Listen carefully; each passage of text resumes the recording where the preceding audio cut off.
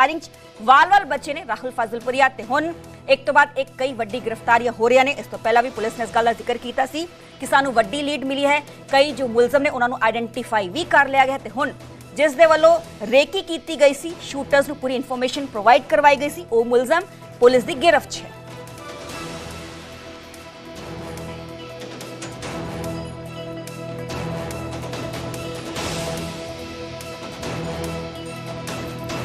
ते गैंगस्टर सुनील सरदानिया ने फाजिलपुरिया ते फायरिंग की जिम्मेवारी लई है ते गैंगस्टर एंगल भी सामने आ चुके हैं। सोशल मीडिया ते पोस्ट करके हमले की जिम्मेवारी लई गई है। पोस्ट च राहुल फाजिलपुरिया नू चेतावनी दी है कि 1 महीने के अंदर अंदर पैसे वापस करो। ये हमला सिर्फ चेतावनी देने दे लई करवाया गया है। जे मारना हुंदा तां ऑफिस के बाहर ही असी मार दिंदे, सानू साडे दिते हुए 5 करोड़ रुपए वापस चाहिए ने। दीपक नांदल ने फाजिलपुरिया ते 5 करोड़ रुपए लगाए सी ते पैसे लैण तो बाद असी उसका फोन नहीं चुक रहा सी। इस दे नाल ही गैंगस्टर ने कहा है कि जे पैसे वापस नहीं कीते तां तेरे नाल घुम्मण वाले अते 10 रिश्तेदारां दी साडे दे कोल पूरी डिटेल है जिन्हां नूं असी मारांगे। ते गैंगस्टर सुनील सरदानिया ने फाजिलपुरिया ते फायरिंग की जिम्मेवारी लई है। सोशल मीडिया ते पोस्ट पा के पूरी जिम्मेवारी लई गई है। एक पासे तुहानूं पोस्ट विखा रहे हैं जो कि गैंगस्टर सुनील सरदानिया ने पाई है ते इस पूरे घटना की जिम्मेवारी उसने खुद ली है। पोस्ट राहुल फाजिलपुरिया नूं चेतावनी दी है कि जो पैसे लगाए गए थे उसनूं वापस कर दिता जाए, नहीं तो उसनूं मार दिता जाएगा। ते सुनील सरदानिया ने कहा है कि जे मारना हुंदा ते असी ऑफिस के बाहर ही मार देंदे, यानी कि एक थ्रेट परसैप्शन क्रिएट करने वास्ते इस तरीके का हमला राहुल फाजिलपुरिया ते करवाया गया। ते पैसे लैण तो बाद फोन नहीं चुक रहा, इस गल का भी जिक्र गैंगस्टर सुनील सरदानिया ने अपनी पोस्ट ते कीता। ते हुण एक मुलजम पुलिस की गिरफ्त है। जाहिर जी गल है कि पुछ पड़ताल च कई होर भी वड्डे खुलासे होणगे। एक वड्डे सिंगर ने राहुल फाजिलपुरिया क्योंकि बॉलीवुड च भी ये गा चुके ने, दूसरे पासे हरियाणा च भी एक वड्डे सिंगर ने, जाने माने नाम ने, इन्हां ते हमला होया सी जो कि शाम नूं ये अपनी थार गड्डी ते जा रहे सी।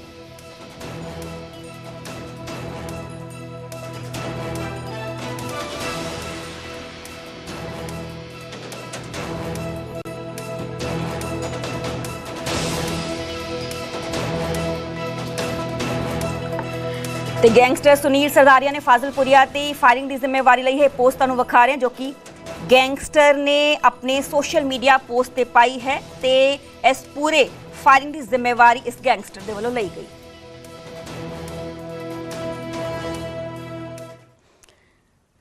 अगे वधांगे रुक रहांगे अगली खबर दा। मोहाली दे डेराबस्सी च पुलिस मुलाजम की एक लाश बरामद की गई है। मुलाजम की कार चो ही खून दे नाल लथपथ ये लाश मिली है। जांच का विषय है। पुलिस मुलाजम हरजीत सिंह वजों खुदकुशी करने का खदशा जताया जा रहा है। पुलिस वक्-वक् एंगल्स तो इस पूरे मामले की जांच पड़ताल कर रही है। दस कि मोहाली दे एक जज का PSOC हरजीत सिंह ते कार दे अंदरों ही इस पुलिस मुलाजम की जो लाश है वो बरामद की गई है।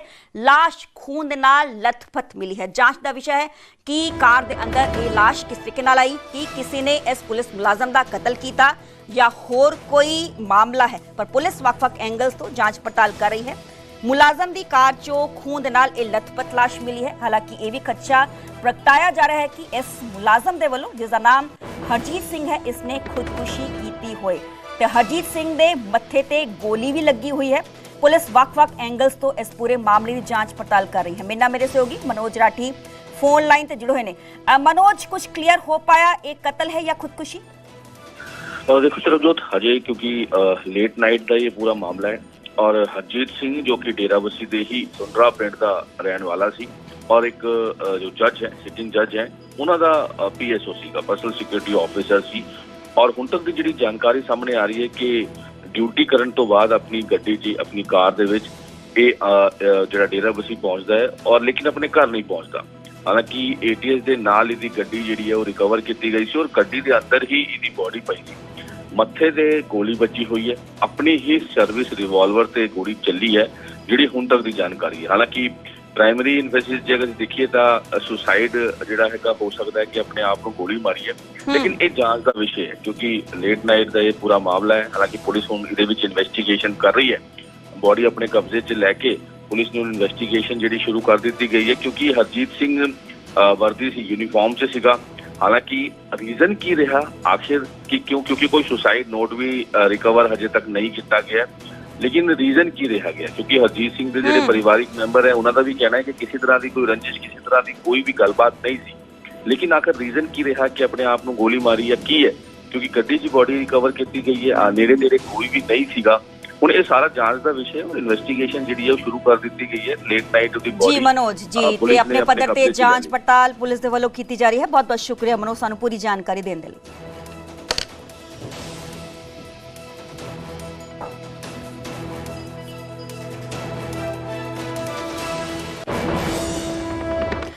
ਅੱਗੇ ਵਧਾਂਗੇ ਤੇ ਗੱਲ ਕਰਾਂਗੇ 에ਅਰ ਇੰਡੀਆ ਦੀ 에ਅਰ ਇੰਡੀਆ ਦੇ ਸਾਰੇ ਬੋਇੰਗ 787 ਜਹਾਜ਼ਾਂ ਦੀ ਜਾਂਚ ਪੂਰੀ ਹੋ ਚੁੱਕੀ ਹੈ B787 ਜਹਾਜ਼ ਦੇ ਫਿਊਲ ਕੰਟਰੋਲ ਸਵਿਚ ਦੀ ਜਾਂਚ ਕੀਤੀ ਗਈ ਸੀ ਤੇ ਬੋਇੰਗ 'ਚ ਕੋਈ ਵੀ ਖਰਾਬੀ ਨਹੀਂ ਮਿਲੀ ਹੈ 에ਅਰ ਇੰਡੀਆ ਦਾ ਬਿਆਨ ਆਇਆ ਹੈ DGCA ਦੇ ਨਿਰਦੇਸ਼ਾਂ ਤੇ ਸਾਰੇ ਬੋਇੰਗ ਦੀ ਜਾਂਚ ਕੀਤੀ ਗਈ ਸੀ ਤੇ 에ਅਰ ਇੰਡੀਆ ਦੇ ਸਾਰੇ ਬੋਇੰਗ 787 ਜਹਾਜ਼ਾਂ ਦੀ ਜਾਂਚ ਪੂਰੀ ਕਰ ਲਈ ਗਈ ਹੈ ਕਿਉਂਕਿ ਜਦੋਂ 12 ਜੂਨ ਨੂੰ ਵਿਮਾਨ ਹਾਦਸਾ ਹੋਇਆ ਸੀ AI717 ਬੋਇੰਗ ਜਹਾਜ਼ ਹੀ ਸੀ जो कि हादसाग्रस्त हो गया सी उड़ान भरन दे महज 32 सेकंड बाद ही तो उस तो बाद सवाल खड़े किए गए सी कि इन्हां जहाज़ां दी जांच की जानी चाहिए है तो हुण एयर इंडिया दे सारे बोइंग 787 जहाज़ां दी जांच पूरी हो चुकी है B787 जहाज़ दे फ्यूल कंट्रोल स्विच की भी जांच इस दौरान डिटेल च की गई बोइंग च कोई भी खराबी नहीं मिली है एयर इंडिया दे वल्लों इस गल दा जिक्र किया गया DGCA दे निर्देशां ते सारे बोइंग की जांच जो है वो की गई है तो 12 जून को यह पूरा हादसा वापरिया सी जिस दौरान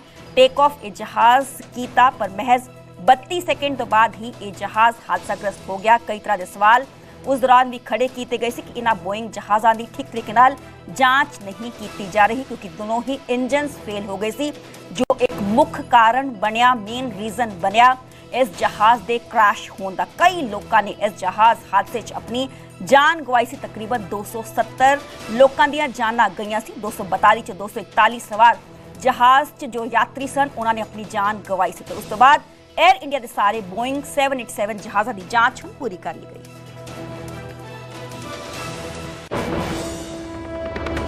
लखनऊ च एयर इंडिया की फ्लाइट तकनीकी खराबी आई पायलट ने उड़ान भरन तो इनकार कर दिता तकनीकी खराबी कारण पायलट का टेक ऑफ तो इनकार ही यानी कि जो उसको पता चला कि इस टेक्निकल ग्लिच है पायलट ने मना कर दिता कि वो टेक ऑफ नहीं करेगा एयर इंडिया की उड़ान IX 193 168 यात्री सवार सन लखनऊ तो दुबई लई इसने उड़ान भरनी सी इंजन स्टार्ट होने तो बाद तकनीकी नुक्स खराबी का पता लग गया ते पायलट ने यह फैसला लिया कि वो टेक ऑफ नहीं करेगा तो लखनऊ च एयर इंडिया की फ्लाइट एक बार फिर तो टेक्निकल ग्लिच आई पायलट ने उड़ान भरन तो इनकार कर दिता तकनीकी खराबी करके पायलट ने कहा कि वो टेक ऑफ नहीं करेगा उड़ान नहीं भरेगा एयर इंडिया की उड़ान IX 193 168 यात्री सवार सन तो लखनऊ तो इस फ्लाइट ने दुबई के लिए उड़ान भरनी सी पर यह फ्लाइट उड़ान नहीं भर पाई क्योंकि इस टेक्निकल ग्लिच आ गई टेक्निकल खामी आ गई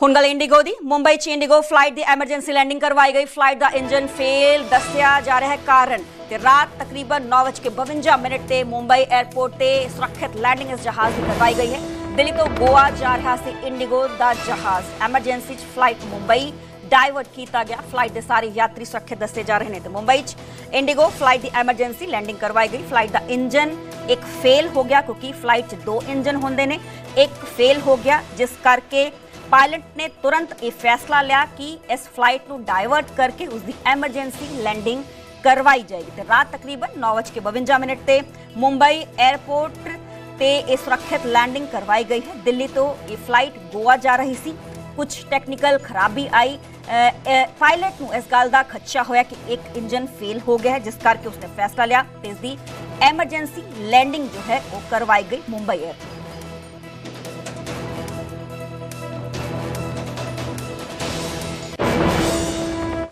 ਹੁਣ ਗੱਲ ਕਰਾਂਗੇ ਲੁਧਿਆਣਾ ਦੀ ਲੁਧਿਆਣਾ 'ਚ ਤੇਜ਼ ਰਫ਼ਤਾਰ ਦਾ ਕਹਿਰ ਦੇਖਣ ਨੂੰ ਮਿਲਿਆ ਤੇਜ਼ ਰਫ਼ਤਾਰ ਕਾਰ ਨੇ ਕਈ ਲੋਕਾਂ ਨੂੰ ਦਰੜ ਦਿੱਤਾ ਹਾਦਸੇ 'ਚ ਇੱਕ ਵਿਅਕਤੀ ਗੰਭੀਰ ਜ਼ਖਮੀ ਹੋਇਆ ਹੈ ਤੇ ਕਾਰ ਸਵਾਰ ਤੇ ਨਸ਼ੇ 'ਚ ਹੋਣ ਦੇ ਇਲਜ਼ਾਮ ਲੱਗੇ ਨੇ ਲੋਕਾਂ ਨੇ ਕਾਰ ਚਾਲਕ ਨੂੰ ਮੌਕੇ ਤੋਂ ਹੀ ਕਾਬੂ ਕਰ ਲਿਆ ਲੁਧਿਆਣਾ 'ਚ ਤੇਜ਼ ਰਫ਼ਤਾਰ ਦਾ ਕਹਿਰ ਇੱਕ ਵਾਰ ਫਿਰ ਤੋਂ ਦੇਖਣ ਨੂੰ ਮਿਲਿਆ ਹੈ ਤੇਜ਼ ਰਫ਼ਤਾਰ ਕਾਰ ਨੇ ਕਈ ਲੋਕਾਂ ਨੂੰ ਮੌਕੇ ਤੇ ਹੀ ਦਰੜ ਦਿੱਤਾ ਹਾਦਸੇ 'ਚ ਇੱਕ ਵਿਅਕਤੀ ਗੰਭੀਰ ਜ਼ਖਮੀ ਹੋਇਆ ਹੈ ਦੇਰ ਰਾਤ ਦੀਆਂ ਇਹ ਤਸਵੀਰਾਂ ਤੁਸੀਂ ਵੇਖ ਪਾ ਰਹੇ ਹੋ ਕਿਉਂਕਿ ਨਸ਼ੇ ਦੀ ਹਾਲਤ 'ਚ ਇਹ ਸ਼ਖਸ ਧੁੱਤ ਸੀ ਜਿਸ ਨੇ ਕਈ ਲੋਕਾਂ ਨੂੰ ਦਰੜ ਦਿੱਤਾ। ਮੌਕੇ ਤੇ ਹੀ ਕਈ ਲੋਕ ਉੱਥੇ ਮੌਜੂਦ ਸੀ।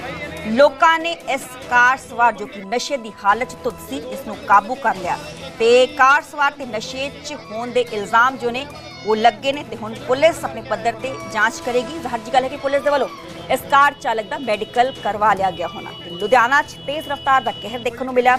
ਵੱਡੇ ਪੱਧਰ ਤੇ ਜਦੋਂ ਇਹ ਪੂਰਾ ਹਾਦਸਾ ਇੱਥੇ ਵਾਪਰਿਆ ਤੇ ਕਈ ਲੋਕ ਇੱਥੇ ਇਕੱਠੇ ਹੋ ਗਏ। ਹਾਲਾਂਕਿ ਜਾਨੀ ਨੁਕਸਾਨ ਤੋਂ ਬਚਾ ਰਿਹਾ ਪਰ ਤੇਜ਼ ਰਫ਼ਤਾਰ ਕਾਰ ਨੇ ਕਈ ਲੋਕਾਂ ਨੂੰ ਮੌਕੇ ਤੋਂ ਹੀ ਦਰੜ ਦਿੱਤਾ ਕਿਉਂਕਿ ਕਾਰ ਸਵਾਰ ਨਸ਼ੇ ਦੀ ਹਾਲਤ 'ਚ ਸੀ ਤੇ ਜਿਸ ਦੇ ਵੱਲੋਂ ਇਸ ਪੂਰੀ ਘਟਨਾ ਨੂੰ ਅੰਜਾਮ ਦਿੱਤਾ। ਇਹਦੇ ਵੀ ਮਾਰਿਆ ਭਾਈ ਦੇ ਭਾਈ ਦੀ ਸਕੂਟਰ ਬਣ ਕੇ ਆਇਆ ਭਾਈ ਇਹਨੇ ਭਾਈ ਪਹਿਲਾਂ ਦੋ ਬੰਦੇ ਥੱਲੇ ਦੇਣ ਤੋਂ ਬਾਅਦ ਇੱਕ ਦੀ ਮੌਕੇ ਤੇ ਮੌਤ ਹੋ ਚੁੱਕੀ ਆ ਪਤਾ ਲੱਗ ਰਿਹਾ ਵਾ ਤੇ ਦੂਜੇ ਕਈਆਂ ਨੂੰ ਫੱਟੜ ਕਰਕੇ ਆਇਆ ਇਹ ਬੰਦਾ ਧੱਕੇ ਨਾਲ ਹੀ ਕਹਿੰਦਾ ਆਪ ਮੇਰੀ ਟਰਾਂਸਪੋਰਟ ਮੇ ਆਤੇ देखो ये गड्डी वाला दारू पीती हुई सीगी। कोई नहीं है अरोड़ा के पास ले चलिए ना। गाड़ी वाला कोई गल नहीं यार लग जी, मेरे को लगा है मैं भी फेंकाई हूँ। अच्छा आपको भी कहाँ पे लगा गाड़ी? ਮੇਰਾ ਮੇਰੇ ਤੋਂ ਰਜਿੰਦਰ ਫੋਨ ਲਾਈਨ ਤੇ ਜੁੜੇ ਨੇ। ਰਜਿੰਦਰ ਇਹ ਸ਼ਖਸ ਕੌਣ ਹੈ ਤੇ ਪੁਲਿਸ ਦੇ ਵੱਲੋਂ ਹੁਣ ਤੱਕ ਕੀ ਕੁਝ ਕਾਰਵਾਈ? ਦੇਖੋ ਬਿਲਕੁਲ ਦੱਸਦੇ ਕਿ ਇਹ ਬੀਤੀ ਰਾਤ ਦੀ ਘਟਨਾ ਹੈ ਜਿੱਥੇ ਇੱਕ ਜੀ ਰਜਿੰਦਰ ਚਲੋ ਮੁੜ ਤੋਂ ਕੋਸ਼ਿਸ਼ ਕਰਾਂਗੇ ਕਿ ਰਜਿੰਦਰ ਨਾਲ ਸੰਪਰਕ ਸਾਧਿਆ ਜਾ ਸਕੇ। ਲੁਧਿਆਣਾ 'ਚ ਤੇਜ਼ ਰਫ਼ਤਾਰ ਦਾ ਕਹਿਰ ਦੇਖਣ ਨੂੰ ਮਿਲਿਆ। ਮੌਕੇ ਤੇ ਜਿੱਥੇ ਆ ਪੂਰਾ ਘਟਨਾਕ੍ਰਮ ਵਾਪਰਿਆ ਕਈ ਲੋਕ ਮੌਕੇ ਤੇ ਇਕੱਠੇ ਹੋ ਗਏ ਕਿਉਂਕਿ ਇਸ ਕਾਰ ਚਾਲਕ ਨੇ ਕਈ ਲੋਕਾਂ ਨੂੰ ਦਰੜ ਦਿੱਤਾ। ਲੋਕਾਂ ਨੇ ਤੁਰੰਤ ਇਸ ਕਾਰ ਚਾਲਕ ਨੂੰ ਕਾਬੂ ਕਰ ਲਿਆ ਤੇ ਗੱਡੀ ਦਾ ਮੂਰਲਾ ਹਿੱਸਾ ਵੀ ਦੇਖਿਆ ਜਾ ਸਕਦਾ ਹੈ ਬੁਰੀ ਤਰੀਕੇ ਨਾਲ ਨੁਕਸਾਨਿਆ ਗਿਆ ਹੈ।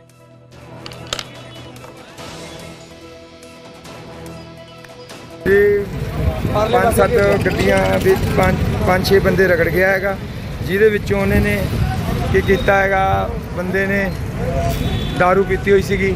दारू ਪੀ ਕੇ ਗੱਡੀ ਚਲਾ ਰਿਹਾ ਸੀਗਾ ਜੋ ਕਿ ਤਿੰਨ ਚਾਰ ਬੰਦੇ ਤਾਂ ਪਿੱਛੇ ਰਗੜ ਦਿੱਤੇ ਚਾਰ ਪੰਜ ਬੰਦੇ ਅੱਗੇ ਰਗੜ ਦਿੱਤੇ ਹੈਗੇ ਆ।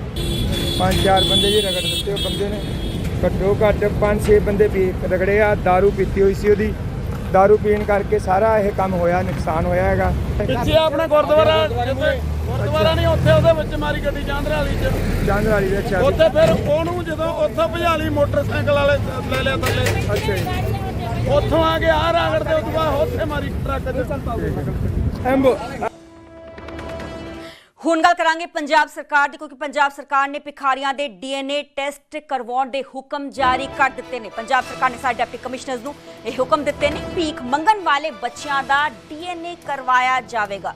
ਭਿਖਾਰੀਆਂ ਦੇ ਡੀਐਨਏ ਟੈਸਟ ਕਰਵਾਉਣ ਦੇ ਹੁਕਮ ਹੁਣ ਜਾਰੀ ਕਰ ਦਿੱਤੇ ਗਏ ਨੇ। ਆਮੂਮਨ ਅਸੀਂ ਵੇਖਨੇ ਹਾਂ ਕਿ ਚਾਹੇ ਉਹ ਟ੍ਰੈਫਿਕ ਸਿਗਨਲਸ ਨੇ ਬਾਜ਼ਾਰ ਨੇ ਉੱਥੇ ਮਹਿਲਾਵਾਂ ਬੱਚਿਆਂ ਨੂੰ ਗੋਦੀ 'ਚ ਚੁੱਕ ਕੇ ਭੀਖ ਮੰਗਦੀਆਂ ਨੇ ਤੇ ਇਸ ਤੋਂ ਪਹਿਲਾਂ ਇਸ ਪੂਰੇ ਮਾਮਲੇ 'ਚ ਇੱਕ ਪਹਿਲੀ FIR ਅੰਮ੍ਰਿਤਸਰ 'ਚ ਦਰਜ ਹੋਈ ਸੀ ਨਿਰਮਲਾ ਨਾਮ ਦੀ ਇੱਕ ਮਹਿਲਾ ਦੇ ਜੋ ਕਿ ਟ੍ਰੈਫਿਕ ਸਿਗਨਲ ਤੇ ਬੱਚੇ ਨੂੰ ਚੁੱਕ ਕੇ ਬੱਚੇ ਨੂੰ ਅੱਗੇ ਕਰਕੇ ਭੀਖ ਮੰਗ ਰਹੀ ਸੀ ਤੇ ਹੁਣ ਭਿਖਾਰੀਆਂ ਦੇ ਡੀਐਨਏ ਟੈਸਟ ਕਰਵਾਉਣ ਦੇ ਹੁਕਮ ਪੰਜਾਬ ਸਰਕਾਰ ਦੇ ਵੱਲੋਂ ਜਾਰੀ ਕਰ ਦਿੱਤੇ ਗਏ ਨੇ। ਬੱਚਿਆਂ ਦਾ ਡੀਐਨਏ ਟੈਸਟ ਕਰਵਾਇਆ ਜਾਏਗਾ। ਜਾਂਚ ਕੀਤੀ ਜਾਏਗੀ ਕਿ ਇਹ ਜੋ ਬੱਚੇ ਨੇ ਜਿਨ੍ਹਾਂ ਮਹਿਲਾਵਾਂ ਦੇ ਵੱਲੋਂ ਚੁੱਕੇ ਜਾਂਦੇ ਨੇ ਗੋਦੀ 'ਚ ਭੀਖ ਮੰਗਿਆ ਜਾਂਦਾ ਹੈ ਉਹਨਾਂ ਦੇ ਇਹ ਜਾਂ ਫਿਰ ਇਹ ਬੱਚੇ ਚੋਰੀ ਕੀਤੇ ਹੋਏ ਨੇ ਤੇ ਬੱਚਿਆਂ ਦਾ ਡੀਐਨਏ ਟੈਸਟ ਕਰਵਾ ਕੇ ਉਹਨਾਂ ਨੂੰ ਬਾਅਦ 'ਚ ਬਾਲ ਘਰ 'ਚ ਭੇਜ ਦਿੱਤਾ ਜਾਏਗਾ।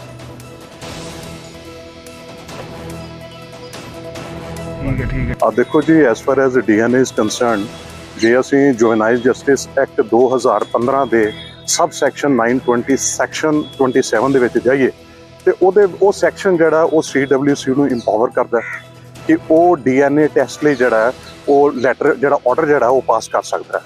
ਉਸ ਤੋਂ ਬਾਅਦ ਇੱਕ DCP ਹੁੰਦਾ ਹੈ ਜਿਸ ਤਰ੍ਹਾਂ ਸਾਡਾ ਸੂਬਾ ਪੰਜਾਬ ਹੈ ਇਹਦੇ ਵਿੱਚ 23 ਦੇ 23 ਜ਼ਿਲ੍ਹਿਆਂ ਦੇ ਵਿੱਚ ਸਾਡੇ DCPU ਨੇ ਜਿਹੜਾ ਕਿ ਹੈ ਡਿਸਟ੍ਰਿਕਟ ਚਾਈਲਡ ਪ੍ਰੋਟੈਕਸ਼ਨ ਯੂਨਿਟ ਔਰ ਜਿਹਨੂੰ ਲੀਡ ਕਰਦੇ ਨੇ ਡਿਸਟ੍ਰਿਕਟ ਚਾਈਲਡ ਪ੍ਰੋਟੈਕਸ਼ਨ ਆਫਿਸਰ। ਜਿਹੜੀ ਸਾਡੀ ਸਮਾਜਿਕ ਸੁਰੱਖਿਆ ਅਤੇ ਇਸਤਰੀ ਤੇ ਬਾਲ ਵਿਭਾਗ ਜਿਹੜਾ ਸਾਡਾ ਚੰਡੀਗੜ੍ਹ ਵਿਕਾਸ ਵਿਭਾਗ ਉਹਨਾਂ ਨੇ ਅੱਜ ਇੱਕ ਜੀਵਨ ਜੋਤ ਪ੍ਰੋਜੈਕਟ ਜਿਹੜਾ 2 ਉਹਦੀ ਲਾਂਚਿੰਗ ਕੀਤੀ ਹੈ ਔਰ ਉਹਦੇ ਵਿੱਚ ਜਿਹੜਾ ਮੇਜਰ ਫੋਕਸ ਹੈ ਉਹ ਸਾਡਾ ਹੈ ਹੀ ਇਹਦੇ ਤੇ ਹੈ ਬੈਗਿੰਗ ਤੇ ਔਰ ਦੂਸਰਾ ਕੀ ਹੈ ਕਿ ਚਾਈਲਡ ਲੇਬਰ ਤੇ। ਹੁਣ ਗੱਲ ਕਰਾਂਗੇ ਬਠਿੰਡਾ ਸ਼ਹਿਰ ਦੀ। ਬਠਿੰਡਾ ਸ਼ਹਿਰ 'ਚ ਆਟੋ ਤੇ ਈ ਰਿਕਸ਼ਾ ਤੇ ਕੈਂਚੀ ਚਲਾਈ ਜਾਏਗੀ ਪ੍ਰਸ਼ਾਸਨ ਦੇ ਵੱਲੋਂ ਆਟੋ ਤੇ ਈ ਰਿਕਸ਼ਾ ਦੀ ਹੁਣ ਹੱਦ ਕੱਟ ਕੀਤੀ ਜਾਏਗੀ, ਤੈਅ ਹੱਦ। ਸ਼ਹਿਰ 'ਚ ਕਿੰਨੇ ਆਟੋ ਨੇ, ਈ ਰਿਕਸ਼ਾ ਨੇ, ਉਹ ਪਤਾ ਚਲਾਇਆ ਜਾਏਗਾ। ਪ੍ਰਸ਼ਾਸਨ ਤੈਅ ਕਰੇਗਾ ਕਿ ਇਹਨਾਂ ਦੀ ਗਿਣਤੀ ਕਿੰਨੀ ਰਹੇਗੀ ਤੇ 15 ਸਾਲ ਤੋਂ ਪੁਰਾਣੇ ਆਟੋ ਸਕ੍ਰੈਪ ਹੋਣਗੇ। एक बंदे दा एक ही ऑटो चलेगा। ऑटो की पछाण लई रजिस्ट्रेशन शुरू हो चुकी है। ऑटो वालियां दे डोप टेस्ट भी करवाए जाणगे। एक तो बाद एक वड्डे फैसले ले जा रहे ने। बठिंडा शहर च ऑटो ते ई रिक्शा ते कैंची चलेगी। आमो नसी देखने हैं कि कई शख्स कई ऑटो खरीद के अगे रेंट ते दे देंदे ने, पर हुण एक शख्स के नाम ते एक ऑटो ही रजिस्टर्ड होएगा। इसका जिक्र कर दिता गया है। प्रशासन तय करेगा कि सड़कों ते किन्ने ऑटो ई रिक्शा चलणगे ते 15 साल तो पुराने ऑटो स्क्रैप किए जाएंगे।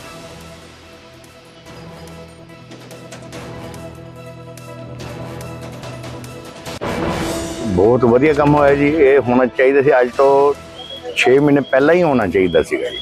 ते जेड़े मैं सारे आटो चालकों को अपील ही करदा, हाथ जोड़ के बेनती करना कि जिन्हां दी रजिस्ट्रेशन नहीं हुई या जिन्हां दे एक बार लाइसेंस नहीं बने, हफ्ता पिया जे हफ्ते दे विच आपदा फीस भर के आपदा कार्ड बनवा लेना, नंबर प्लेट उत्ते लग जाएगी। नंबर प्लेट लगन तो बाद ही जी गड्डी चलेगी। जी गड्डी फिरोजपुर तो या बठिंडे अपने गिद्दड़वा तो या जलालाबाद तो कितों भी कोई चला रहा है, बाहर की गड्डी शहर दे विच कोई इंटर नहीं होगी।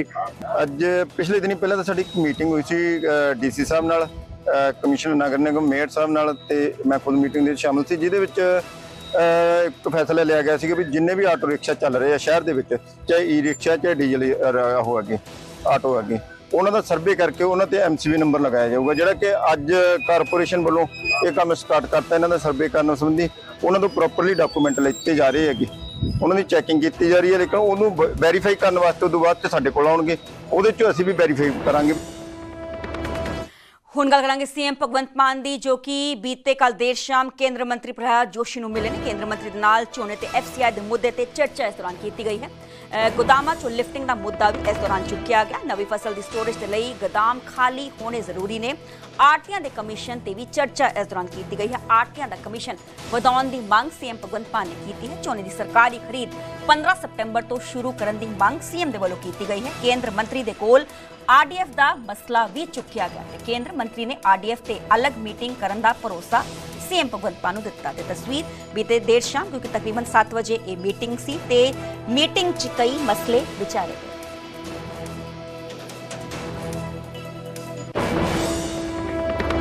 ਅਸੀਂ ਕਿਹਾ ਕਿ ਆਰਡੀਐਫ ਦਾ ਪੈਸਾ ਦਿਓ, ਕਿਉਂਕਿ ਉਹ ਵੀ ਮੰਡੀਆਂ ਨਾਲ ਸੰਬੰਧਿਤ ਹੈ। ਉਹ ਕਹਿੰਦੇ ਉਹਦੇ ਬਾਰੇ ਆਪਾਂ ਅਲੱਗ ਮੀਟਿੰਗ ਕਰ ਲਾਂਗੇ, ਉਹ ਤੇ ਪਰਸੈਂਟੇਜ ਦਾ ਥੋੜਾ ਬਹੁਤ ਸਹਿਮਤੀ ਬਣਾਉਣੀ ਪਊਗੀ। ਪੈਸਾ ਉਹ ਆਰਡੀਐਫ ਦਾ ਪੈਸਾ ਵੀ ਮੰਡੀਆਂ ਦਾ ਹੀ ਪੈਸਾ ਹੈ, ਔਰ ਮੰਡੀਆਂ ਨੂੰ ਜਾਣ ਵਾਲੀਆਂ ਸੜਕਾਂ ਦਾ ਪੈਸਾ। ਕੈਪਟਨ ਅਮਰਿੰਦਰ ਸਿੰਘ ਜੀ ਨੇ ਉਹਨੂੰ ਮਿਸਯੂਜ਼ ਕਰ ਲਿਆ ਸੀ, ਇਸ ਕਰਕੇ ਉਸ ਤੋਂ ਬਾਅਦ ਰੋਕਤਾ ਸੀ।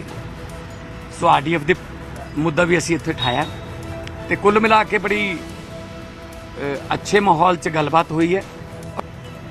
ਇੱਕ ਕਿਉਂਕਿ ਅਸੀਂ ਇਸ ਵਾਰ 15 ਦਿਨ ਸੀਜ਼ਨ ਪਹਿਲਾਂ ਕਰ ਲਿਆ। ਪਹਿਲਾਂ 15 ਜੂਨ ਤੋਂ ਝੋਨਾ ਲੱਗਣਾ ਸ਼ੁਰੂ ਹੁੰਦਾ ਸੀ, ਝੋਨੇ ਦੀ ਬਜਾਈ 15 ਜੂਨ ਤੋਂ।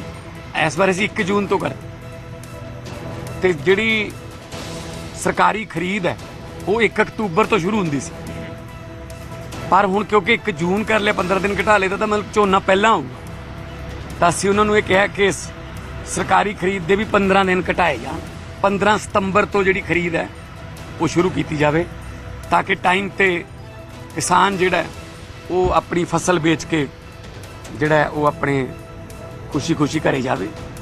ਤੇ ਚਾਰੇ ਮੰਗਾਂ ਉਹਨਾਂ ਨੇ ਕਿਹਾ ਵੀ ਹਾਂ ਇਹ ਬਿਲਕੁਲ ਸਹੀ ਨੇ।